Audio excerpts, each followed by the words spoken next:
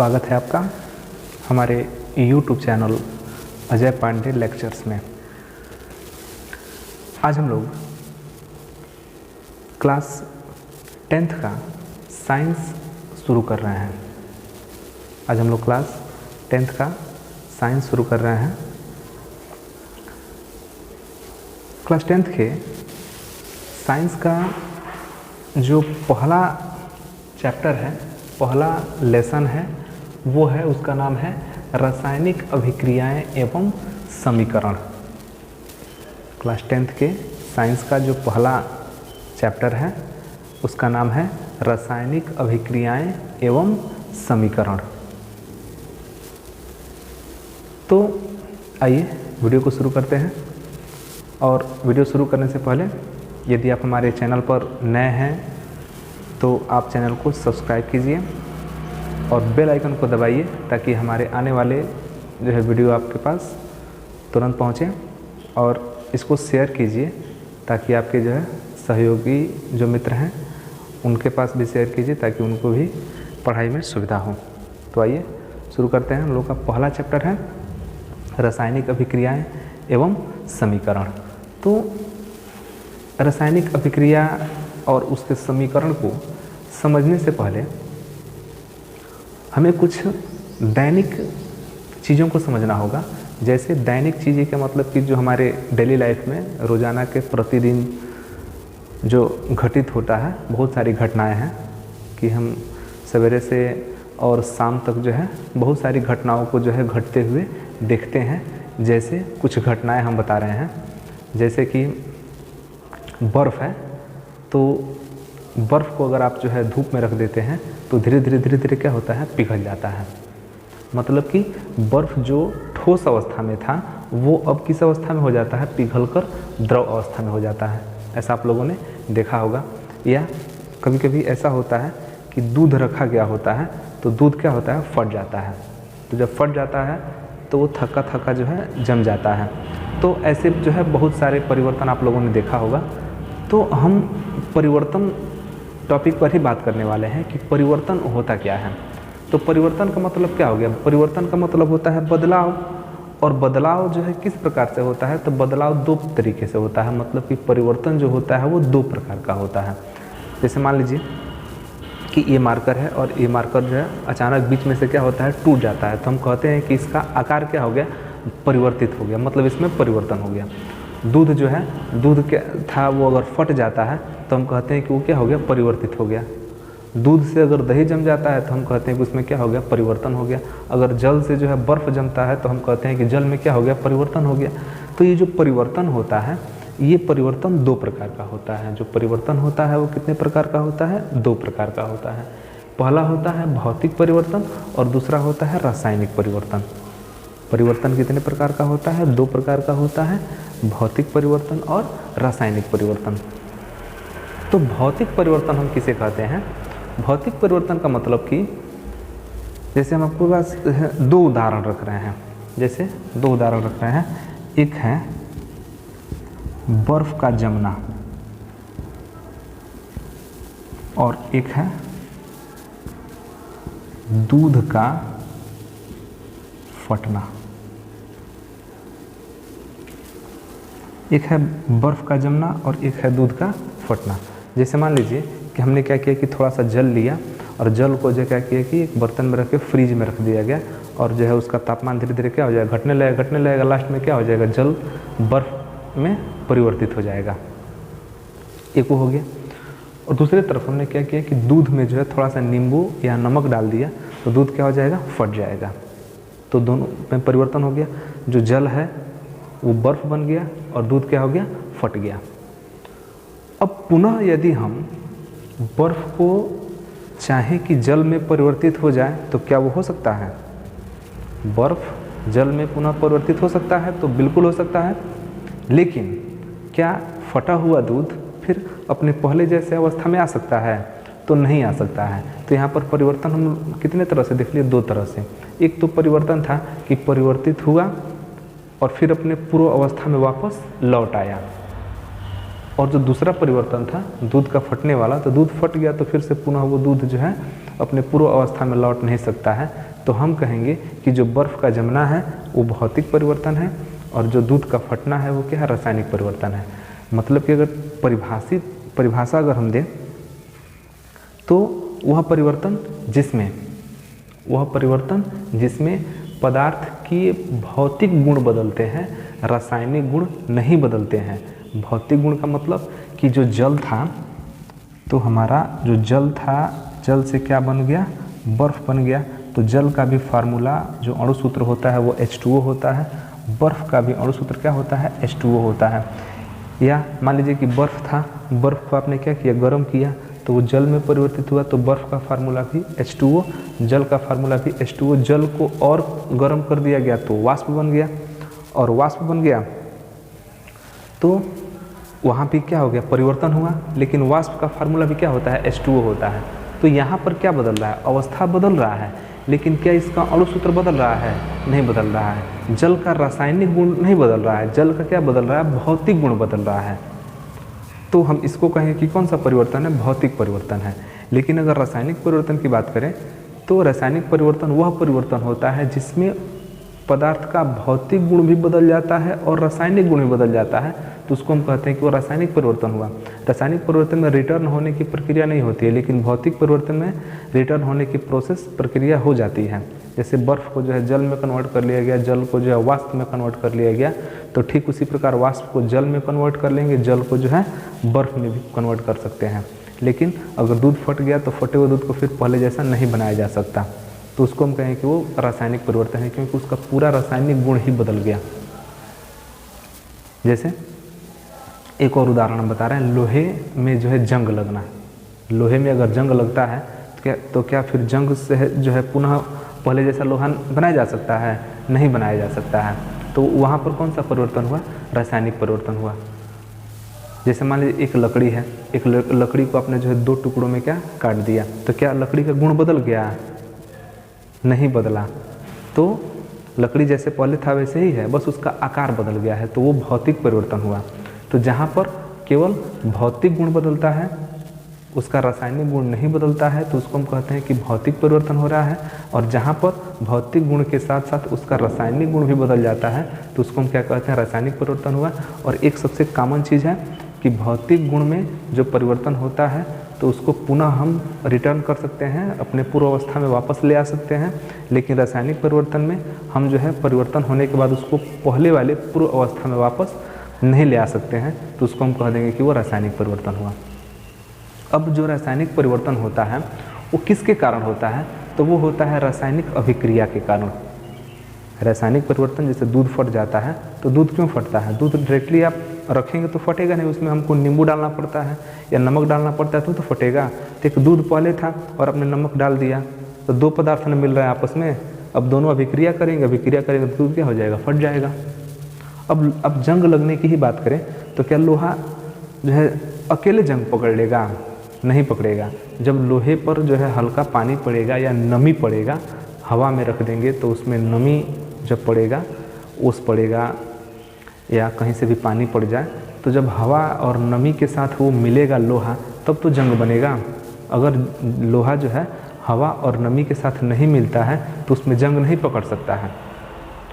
मतलब कि यहाँ पर जो रासायनिक परिवर्तन हो रहा है, इसमें 2 या 2 से अधिक पदार्थ मिल रहे हैं तभी परिवर्तित हो रहा है।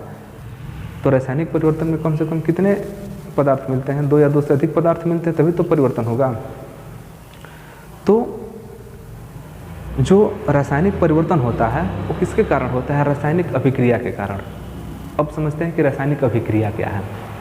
तो रासायनिक अभिक्रिया होता क्या है कि जब 2 या 2 से अधिक पदार्थों को मिलाने पर, जब 2 या 2 से अधिक पदार्थों को मिलाने पर एक तीसरे पदार्थ का निर्माण हो, एक तीसरे पदार्थ का निर्माण हो और उस पदार्थ का गुण इन दोनों पदार्थों से क्या हो, बिल्कुल अलग हो, भौतिक गुण भी अलग हो, रासायनिक गुण भी अलग हो, तब हम कहेंगे कि ये पूरी प्रक्रिया क्या है, रासायनिक अभिक्रिया है। और इसका परिभाषा कैसे लिखेंगे, इसका परिभाषा लिखेंगे कि वह प्रक्रिया, हम रासायनिक अभिक्रिया का परिभाषा लिख रहे हैं, वह प्रक्रिया जिसमें 2 या 2 से अधिक पदार्थ परस्पर मिलकर, वह रासायनिक अभिक्रिया जिसमें 2 या 2 से अधिक पदार्थ परस्पर मिलकर या व्यवस्थित होकर नए पदार्थ का निर्माण करते हैं एवं इस नए पदार्थ का गुण में हम बताए हैं कि भौतिक और रासायनिक। भौतिक एवं रासायनिक मतलब कि ऐसे कह सकते हैं कि इस नए पदार्थ का गुण मूल पदार्थ से अलग होते हैं। क्या कहलाता है? रासायनिक अभिक्रिया कहलाता है। मतलब कि जब आप दो या दो से अधिक पदार्थों को मिला के एक तीसरा पदार्थ बना रहे हैं, जब आप दो या दो से अधिक पदार्थों से मिलाकर आप तीसरा पदार्थ बना रहे हैं, तो वो जो तीसरा पदार्थ बन रहा है उसका भौतिक और रासायनिक गुण अगर इन दोनों पदार्थों से बिल्कुल भिन्न है तो उस पूरे प्रोसेस को, पूरे प्रक्रिया को क्या कहेंगे? रासायनिक अभिक्रिया कहेंगे। जैसे हम एक उदाहरण से समझा दे रहे हैं।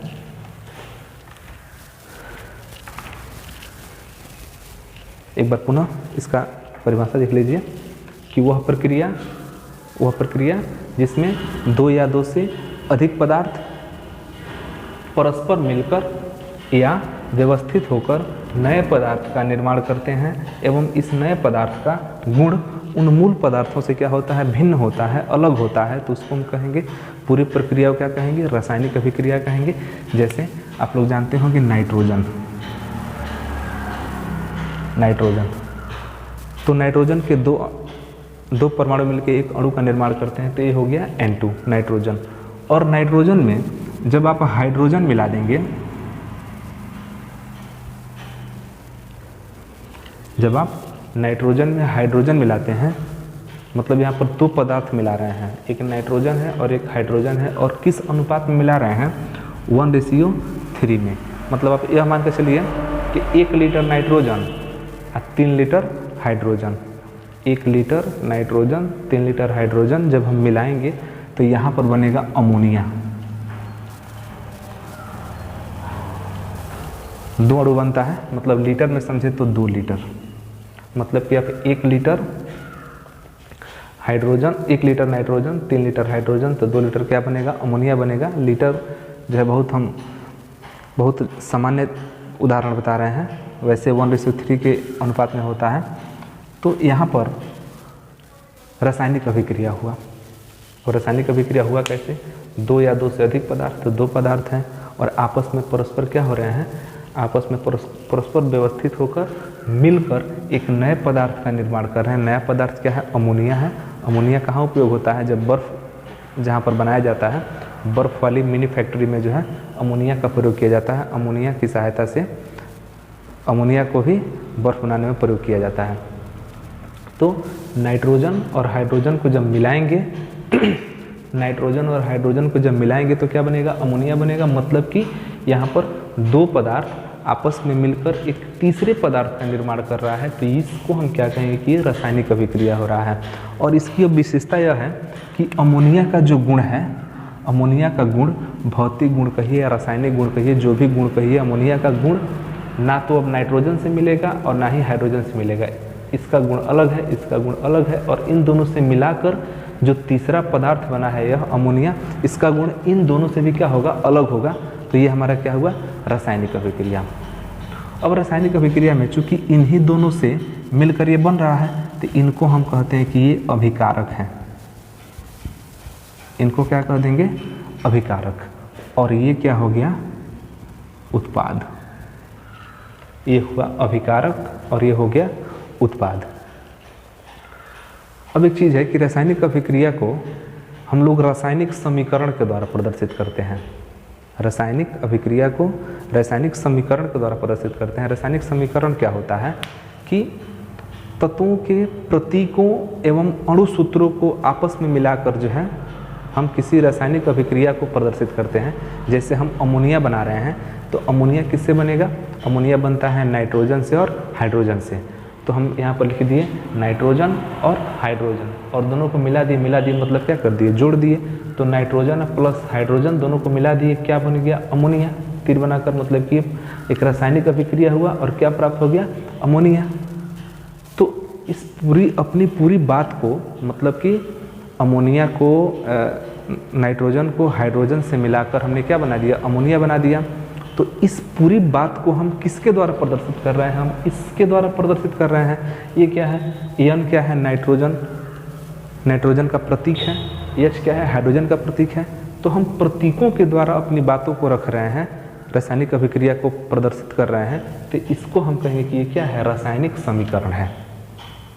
इसको क्या कहेंगे, रासायनिक समीकरण। मतलब कि रासायनिक अभिक्रिया को जिन समीकरण द्वारा प्रदर्शित किया जाता है उसको हम क्या कहते हैं, रासायनिक समीकरण कहते हैं। जैसे एक और हम अभिक्रिया लेते हैं, कार्बन ले लेते हैं और ऑक्सीजन। तो जब कार्बन की अभिक्रिया ऑक्सीजन से कराते हैं तो प्राप्त होता है carbon dioxide gas, carbon dioxide प्राप्त होता है। अब इस कार्बन डाइऑक्साइड का गुण कार्बन और ऑक्सीजन दोनों से क्या होता है, भिन्न है। तो इसको हम कहें कि क्या है, रासायनिक अभिक्रिया है। और ये जो आपको दिखाई दे रहा है जिसके द्वारा हम प्रदर्शित किए हैं, ये रासायनिक समीकरण है। ये रासायनिक समीकरण में ये हुआ आपका अभिकारक और ये हो गया उत्पाद।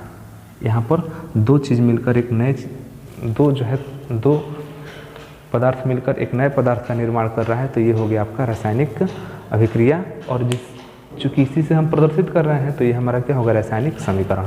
तो कुल मिला के जब दो या दो से अधिक पदार्थ आपस में परस्पर मिलकर एक नए पदार्थ का निर्माण करते हों और इस नए पदार्थ का गुण इन मूल पदार्थों से क्या हो, भिन्न हो, तो उस पूरे प्रोसेस को, उस पूरी प्रक्रिया को हम क्या कहेंगे, रासायनिक अभिक्रिया कहेंगे। तो यहाँ पर CO2 का गुण इन दोनों से अलग होगा, अमोनिया का गुण इन दोनों से क्या होगा, अलग होगा। तो ये सब क्या है, रासायनिक अभिक्रिया। और रासायनिक अभिक्रिया को जिस समीकरण द्वारा प्रदर्शित किया जाता है उसको हम क्या कहते हैं, रासायनिक समीकरण कहते हैं। अब यहाँ पर बात आती है कि हम रासायनिक अभिक्रिया की पहचान कैसे करेंगे, हम कैसे पता करेंगे कि जो है कहीं पर रासायनिक अभिक्रिया संपन्न हो रहा है या नहीं हो रहा है या हो चुका है। तो इसकी पहचान करने के लिए बहुत सिंपल हम तरीका बता दे रहे हैं कि रासायनिक अभिक्रियाओं की पहचान कैसे करते हैं। तो रासायनिक अभिक्रियाओं की पहचान का सबसे पहला तरीका क्या है, अवस्था में परिवर्तन। अगर कहीं पर अवस्था में परिवर्तन हो रहा है तो हम कह सकते हैं कि वहाँ पर रासायनिक अभिक्रिया हो रही है। इसके अलावा होता है रंग में परिवर्तन। अगर कहीं पर दो पदार्थ आपने क्या किया, मिलाया, और यदि अवस्था में परिवर्तन हो रहा है तब भी हम कह दें कि रासायनिक अभिक्रिया हो रहा है। यदि रंग में परिवर्तन हो रहा है तब भी हम क्या कह सकते हैं कि रासायनिक अभिक्रिया हो रहा है। इसके अलावा अगर कोई वहाँ पर गैस निकल रहा है, इसके अलावा अगर वहाँ पर कोई गैस निकल रहा है तब भी हम क्या कह सकते हैं कि वहाँ पर रासायनिक अभिक्रिया हो रहा है। इसके अलावा उसके टेम्परेचर में, तापमान में परिवर्तन होगा तब भी हम कह सकते हैं कि वहाँ पर रासायनिक अभिक्रिया हो रहा है। और इसके अलावा अगर कोई अवक्षेप बन रहा है, अवक्षेप मतलब कि झाग बन रहा है, तब भी हम कह सकते हैं वहाँ पर रासायनिक अभिक्रिया हो रहा है। तो कुल मिलाकर रासायनिक अभिक्रियाओं की पहचान क्या क्या है, तो रासायनिक अभिक्रियाओं की पहचान में सबसे पहला पहचान है अवस्था में परिवर्तन, दूसरा है रंग में परिवर्तन, तीसरा है गैस का निकलना, चौथा है उसके तापमान में परिवर्तन, और जो पांचवा है वो है अवक्षेप का बनना। तो अगर ये 5 घटनाएं होती हैं, 5 घटनाओं में कौन कौन घटनाएं हैं, अवस्था परिवर्तन हो या रंग परिवर्तन हो या कहीं अवक्षेप बन जाए या कहीं ताप में अंतर हो या कहीं गैस निकले, तो हम वहाँ पर यह अनुमान लगा सकते हैं कि वहाँ पर कोई ना कोई रासायनिक अभिक्रिया हो रहा है। अब बात करते हैं रासायनिक अभिक्रियाओं के प्रकार की। तो रासायनिक अभिक्रियाएं मुख्य रूप से 5 प्रकार की होती हैं। रासायनिक अभिक्रियाएं मुख्य रूप से 5 प्रकार की होती हैं। अगर इसको हम लंबा खींचेंगे, अगर पॉइंट टू पॉइंट अगर गिनाने लगेंगे तो ये 7, 8, 10 प्रकार की भी हो सकती हैं, लेकिन हमको मुख्य रूप से जो है पढ़ना है कितने प्रकार का, 5 प्रकार का। एक एक गिनाएंगे तो जो है ये 10 या 12 प्रकार की हो सकती है। हम लोग इसके बारे में डिस्कस करेंगे। लेकिन अगर वर्गीकरण करें कि रासायनिक अभिक्रियाएं जो है कितने प्रकार की होती हैं, तो मुख्य रूप से रासायनिक अभिक्रियाएं केवल कितने प्रकार की होंगी, बस 5 प्रकार की। उस 5 प्रकार में जो सबसे पहला है वो है संयोजन अभिक्रिया। इसको हम लोग योगात्मक अभिक्रिया भी कहते हैं, इसको योगात्मक अभिक्रिया भी कहेंगे। तो जो पहला है वो है संयोजन अभिक्रिया या योगात्मक अभिक्रिया।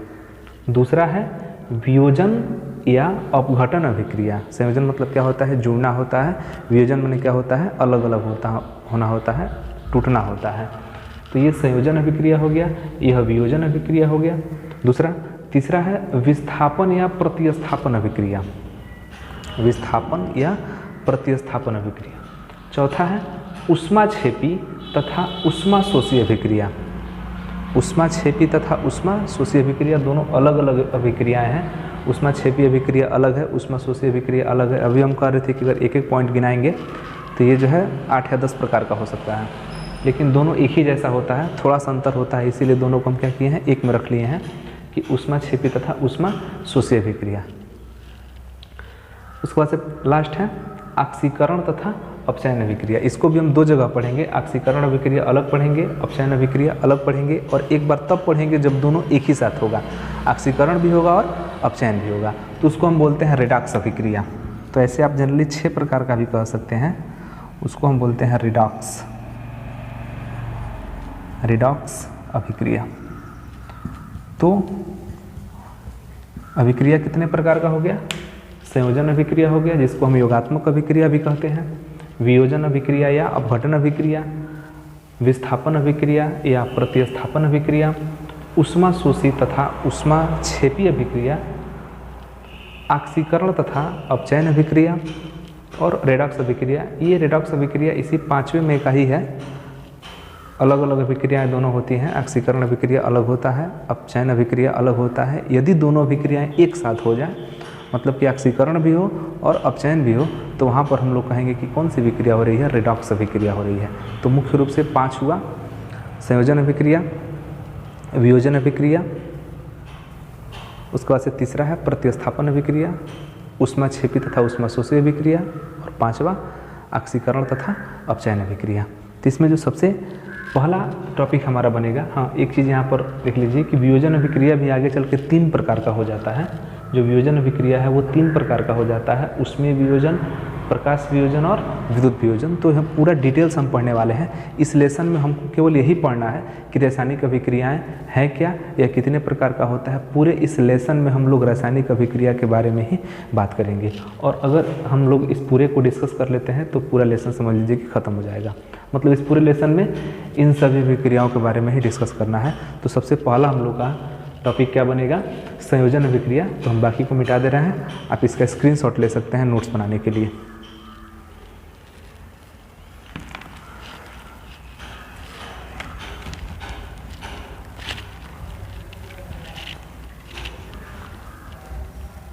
तो अब यहाँ पर बात आती है कि संयोजन अभिक्रिया किसे कहेंगे। तो इसका परिभाषा बहुत ही आसान है कि जब 2 या 2 से अधिक पदार्थ मिलकर, जब 2 या 2 से अधिक अभिकारक पदार्थ कह सकते हैं या जनरली पदार्थ भी कह सकते हैं, कि जब 2 या 2 से अधिक पदार्थ मिलकर केवल एक पदार्थ का निर्माण करें, मतलब कहें कि एकल पदार्थ का निर्माण करें। जब 2 या 2 से अधिक अभिकारक पदार्थ मिलकर एकल पदार्थ का निर्माण करते हैं, तो उस अभिक्रिया को हम क्या कहते हैं, योगात्मक अभिक्रिया कहेंगे या संयोजन अभिक्रिया कहेंगे। जैसे कार्बन और ऑक्सीजन, कार्बन और ऑक्सीजन मिलकर सीधे सीधे क्या बनाता है, CO2।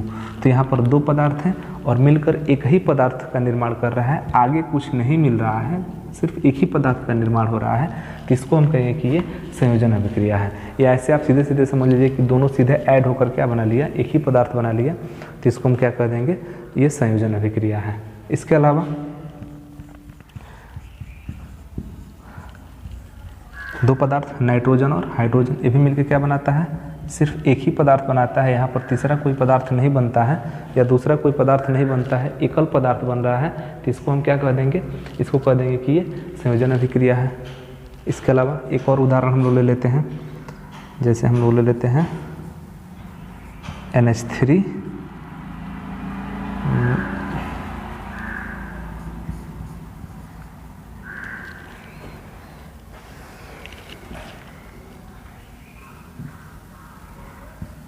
NH3 plus HCl, hydrochloric अम्ल, इसी को ले लेते हैं। ये अमोनिया है और ये हाइड्रोक्लोरिक अम्ल है। तो अमोनिया और हाइड्रोक्लोरिक अम्ल जब जुड़ता है तो देखिए कैसे जुड़ता है, ये नाइट्रोजन एक ही है, ये नाइट्रोजन हो गया, और H देखिए यहाँ पर 3 है और यहाँ पर कितना है, 1 है। तो ये हो जाता है H4 और एक आपका Cl वो हो गया Cl। तो दो पदार्थ मिलकर सिर्फ एक ही पदार्थ का निर्माण कर रहे हैं। तो इन अभिक्रियाओं को, इन तीनों अभिक्रियाओं को हम क्या कहेंगे? संयोजन अभिक्रिया, मतलब कि योगात्मक अभिक्रिया। पुनः एक बार समझ लीजिए कि जब इसका अगर हम डेफिनेशन देखें तो डेफिनेशन हम बोल दे रहे हैं कि वह रासायनिक अभिक्रिया जिसमें दो या दो से अधिक पदार्थ, अभिकारक पदार्थ, इनको हम अभिकारक कहेंगे और इनको क्या कहेंगे? उत्पाद कहेंगे। तो वह रासायनिक अभिक्रिया जिसमें दो या दो से अधिक पदार्थ आपस में संयोग करके या आपस में जो है रासायनिक अभिक्रिया करके केवल एकल पदार्थ का निर्माण करते हैं, तो उस अभिक्रिया को हम क्या कहेंगे? संयोजन अभिक्रिया या योगात्मक अभिक्रिया। और ये आपका उसका उदाहरण हो गया। ये दो पदार्थ मिलकर एकल पदार्थ का निर्माण कर रहे हैं, तो इनको हम क्या कह देंगे कि ये संयोजन अभिक्रिया है। तो ये वीडियो आपको जो है कैसा लगा, आप हमें कमेंट बॉक्स में लिख के ज़रूर बताइएगा। और अगर किसी टॉपिक में दिक्कत हो तो वो भी कमेंट बॉक्स में लिखिए, हम उस पर अलग से वीडियो बनाएंगे। और बाकी जो है रासायनिक अभिक्रिया के जो बाकी प्रकार हैं, इसको हम अगले वीडियो में जो है डिस्कस करेंगे। तब तक के लिए धन्यवाद।